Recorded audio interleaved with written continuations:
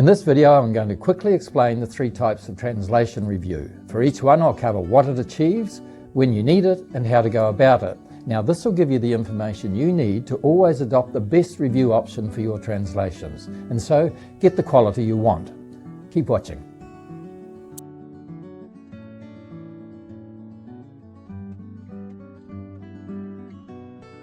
The first type of review is a translator self-review. This is a full review of the translation by the translator before delivery.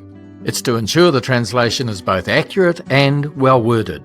Now, you need this review whenever you need a reasonable degree of translation quality.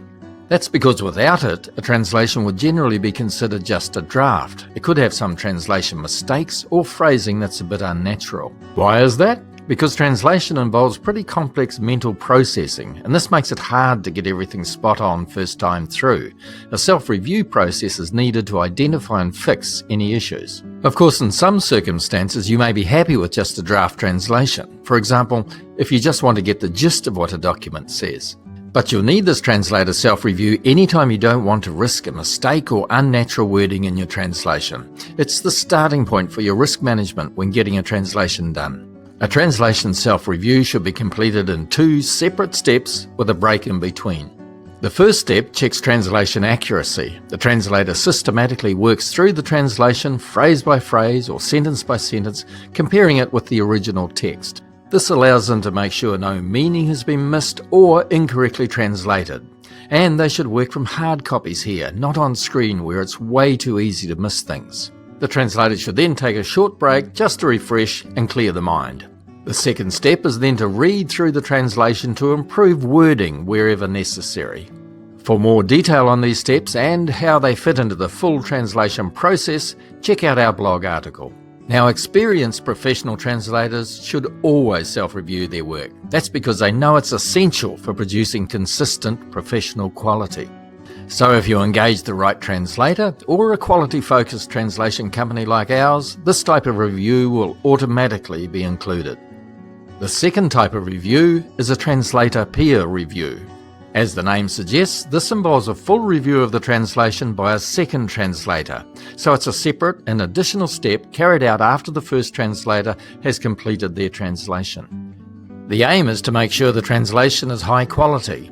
What does this mean? Well, that the translation is completely accurate, so all meaning is correctly expressed, that it's appropriately worded, that it doesn't have any errors, and it's internally consistent. Now, you may be thinking that a professional translator should produce a high-quality translation every time anyway, so why bother with an additional review? Well, simply because translators are human, and even the best of them make mistakes sometimes. So the peer review process is essentially a safety check to confirm there are no errors and the translation is well worded. You should insist on this type of review whenever a high degree of translation quality is needed. At the very least, this will be for all your client-facing materials and your business-critical and key internal documents. But more generally, it's whenever any shortcomings in the translation could have a negative impact, particularly financial implications or damage to your reputation. Best practice is a 3 and sometimes 4-step process. The first step reviews translation accuracy using the same method as a self-review. Step 2 reviews quality of expression, again in the same way as a self-review. And the third step checks there are no errors, so that's spelling, grammar, numbers, proper names, formatting, etc. Now, depending on the nature of the text and the reviewer's experience, a 4th step may be necessary to check for consistency of vocabulary and style.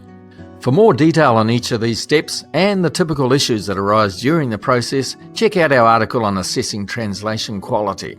Now, it's important to know that translations delivered by a quality-focused translation company should automatically include a second translator review. We call these our quality-assured translations. In contrast, translations supplied by freelance translators will seldom have been peer-reviewed. Translation companies may also offer an option without a peer review. For us, these are our budget professional translations, and we say they're more suited to non-essential documents. The third type of review is a post-translation client review. Here, the client gets an internal or in-country native speaker to review specific aspects of a completed translation. There are 6 different possible objectives.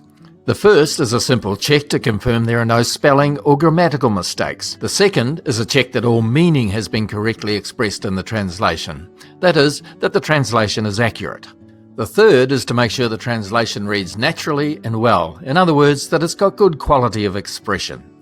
Now, all three of these checks will have been done in a translation peer review, so any further client review here would be an additional and second safety check. Fourth is a technical review. This confirms everything makes sense from a technical viewpoint and that the most appropriate technical terminology has been used. The fifth possible objective is to make sure you're happy with how your brand has been communicated. And the final possibility is to check that the translation is consistent with your other materials or communications. So as a client, when might you want any of these reviews? Well, the first three checks should already have been done in a peer review, so for them, only when the second translator review hasn't been done or you're not confident in it, or the materials are business critical and you feel a further safety check is warranted. Consider a technical review if the materials are tech heavy and terminology needs to be 100% correct, or you use internal terms or jargon that need to be translated a certain way, or there are technical aspects that you think the translators could have misunderstood.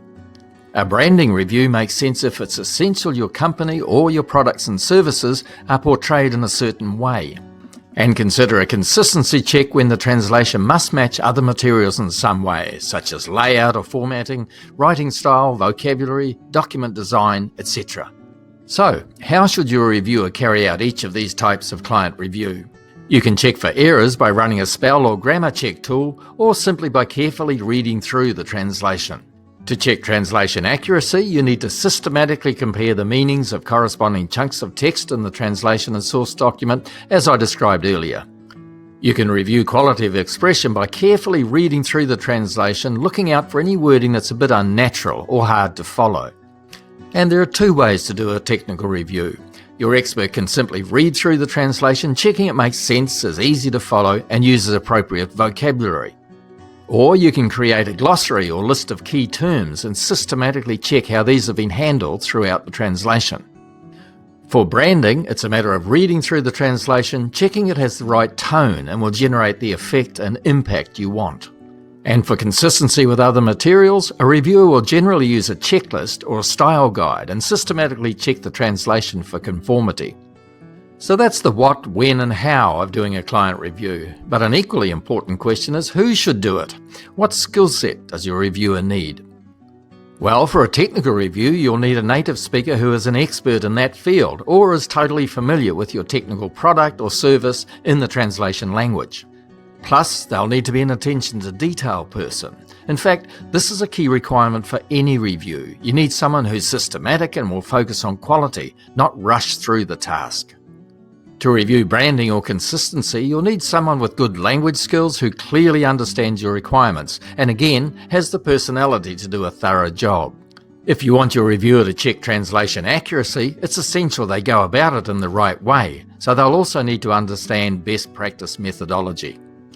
And finally, anyone you authorise to make changes to the translation will need excellent writing ability. This is to ensure any changes they make are clearly and naturally worded using appropriate vocabulary. Now, don't just assume someone is a good writer. The reality is that most people aren't. To judge this, you need first-hand experience of their formal writing skills. And beware what we call the over-editing syndrome. That's the tendency for people to want to make way more changes than is necessary. So there you have it, everything you need to know about the three types of translation review. For more detail on anything I've mentioned here, or to grab a useful summary PDF, head over to our more comprehensive blog article. And of course, our blog has many more practical articles and guides you'll find useful. If you like this video, give us a thumbs up and subscribe to our channel. Thanks for watching.